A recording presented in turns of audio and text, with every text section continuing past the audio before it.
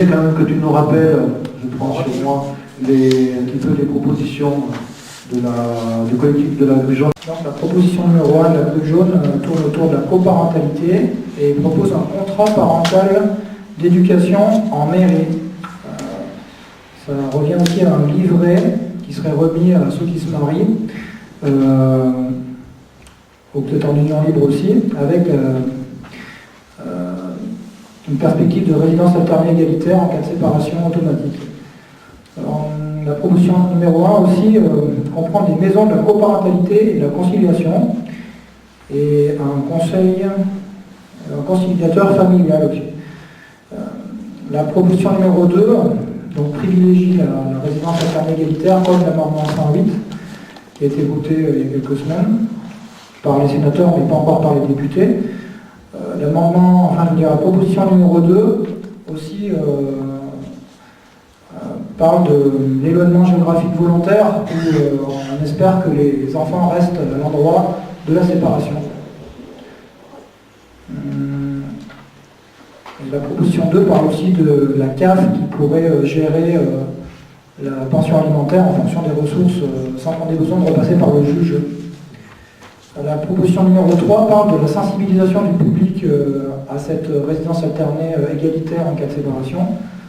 La 4 parle du groupe de travail qui se réunit en ce moment sur Paris pour la nouvelle loi sur la famille qui va bientôt sortir et dont le collectif de la grue jaune est pour le moment exclu.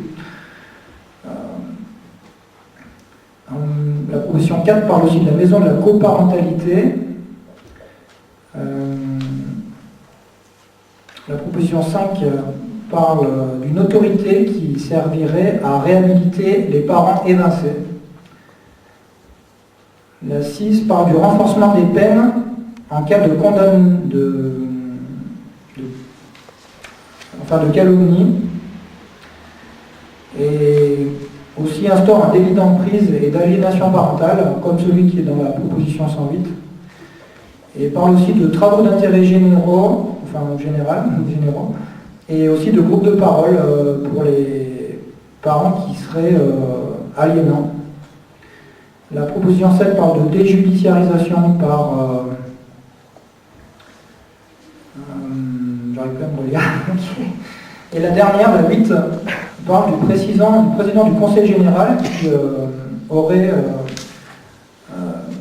parmi ses employés un arbitre de l'égalité parentale qui constaterait les délits de non-représentation d'enfants et d'atteinte à l'autorité parentale conjointe et qui rétablirait le parent lésé dans la jouissance de ses droits en condamnant le parent aliénant à des peines de TIG, en le privant de la garde principale et en l'obligeant à fréquenter un groupe de parole ou en lui faisant payer une amende. Et puis la dernière, ça serait informer les 3 mois à l'avance d'un éloignement géographique volontaire. Donc ça, c'est en fait 8 propositions qui sont la synthèse de ce qu'ont émis les 50 personnes qui se sont réunies à Nantes en février suite au perchage de Serge Charnet. Voilà. Je ne sais pas si ça passera un jour vers les députés. Il faudrait qu'on arrive déjà à être reçu par le groupe de travail. Merci. Et je ne sais pas si vous êtes allé à Saint-Étienne il y a 2 jours à la conférence qu'il y a eu, non? Vous n'étiez pas au courant peut-être Avec M. Hollande? Non. C'est M. Bagard, je crois. Oui. Mon nom comme ça. Gabard. Gabard, pardon. Vous êtes allé? Non, c'était pas Saint-Étienne, c'était Pas une Nissière. petite commune. Non, on n'y est pas Okay. allé. Bon. Pourquoi on n'y est pas allé? Parce que c'était la journée de la présence de M. Hollande, il me semble. C'était mardi. À l'hôtel de ville, qui D'accord. s'est bien fait huer et donc... Ah ouais. Et à Rouen aussi. Voilà. Ah oui. Si tu permets, j'aimerais juste... alors moi je suis un peu surpris parce que j'ai imprimé avant de venir les 9 propositions. Alors j'ai une version ancienne, elles ne sont pas dans l'ordre. Et je ne peux pas m'empêcher de mettre en avant les 6 du COPCO. Ah ouais, je vais pas... D'accord. J'aimerais toutefois faire un petit parallèle avec celle du flag jaune et celle du COPCO. Alors, bon, après, je veux rester factuel. Donc les 6 propositions du COPCO, c'est les droits égaux sur les enfants. Je ne vais pas développer comme tu l'as fait. Hein. On va voir justement pour essayer de faire un comparatif et voir pourquoi justement le collectif de la Grue Jaune n'est pas présent dans les tractations, si je puis dire. C'est de comprendre pourquoi. À mon sens, c'est l'article de la déjudiciarisation qui dérange énormément. Hein, parce qu'on a bien, comme l'a expliqué René, c'est bien tous ces sujets et ces intérêts d'argent qui dérangent, quels que soient les gouvernements. Hein. C'est une proposition qu'on ne trouve pas chez le COPCO, curieusement. Alors, en 1, on a droits égaux sur enfants. En 2, on a résidence alternée. En 3, on a pension alimentaire. En 4, on a non-représentation d'enfants. En 5, on a accusation d'inceste. Et en 6, dénonciation calomnieuse. Voilà, je voulais juste préciser que ces sujets sont beaucoup plus, on va dire, recevables du fait qu'il n'y a pas le sujet de la déjudiciarisation. Voilà, c'est une petite remarque que je voulais faire. Enfin, c'est mon analyse, je ne sais pas si elle est partagée. Le problème, c'est que le désastre des affaires familiales, c'est la justice, principalement. Et donc, à partir du moment où on ne change rien, ça ne va pas régler les problèmes. Je veux dire, si on retourne devant les tribunaux pour gérer tout ce qui est dentaliste, on reste au même point. C'est la loi de mars 2002, où on dit qu'il y a la résidence alternée qui doit être appliquée, mais il faut aller voir le juge et les avocats. Donc à partir du moment où on va voir les juges et les avocats, ils mettent en échec la résidence alternée, il y a toutes sortes d'entraves et de manipulations qui sont mises en place, de telle sorte qu'elles ne s'appliquent pas. Donc ça sert à quoi de faire des lois si on met un contexte qui fait qu'elles ne sont pas appliquées? C'est vrai que c'est intéressant de demander à Eric et à William par rapport à l'opération de Saint-Étienne.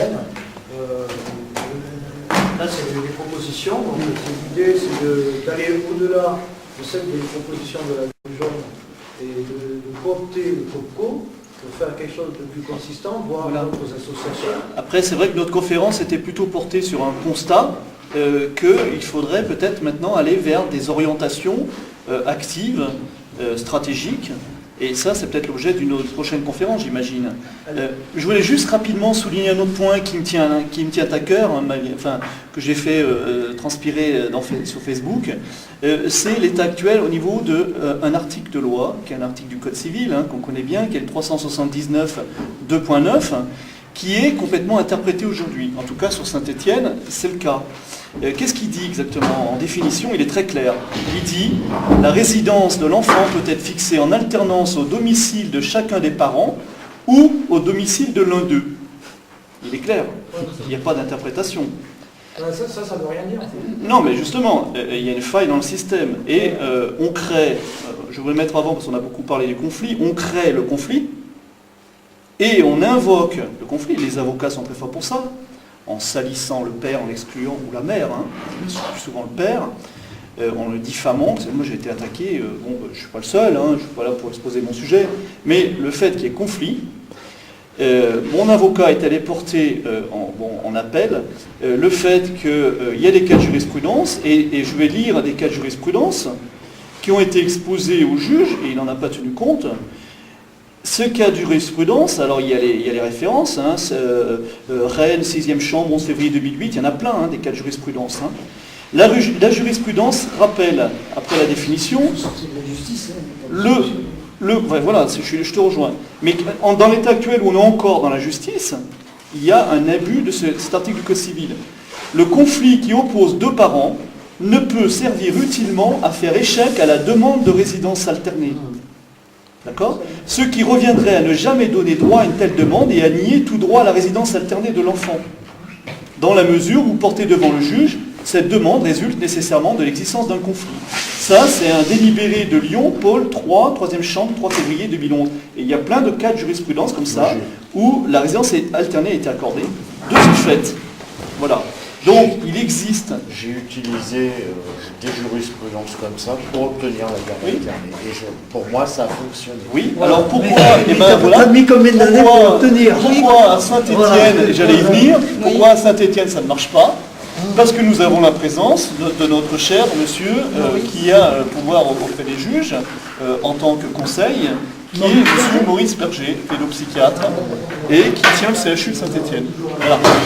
Bon, c'est très bien les compléments, c'est mes papas. Et toi, Hervé, tu as mis combien d'années pour obtenir la garde alternée, la résidence alternée? 3 ans. 3 ans.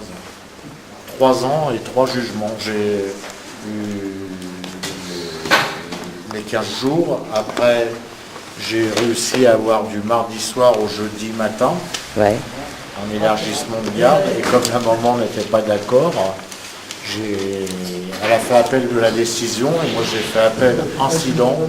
Et j'ai demandé la résidence alternée et le juge me l'a donné en utilisant des jurisprudences entre autres. Quelle jurisprudence? Mais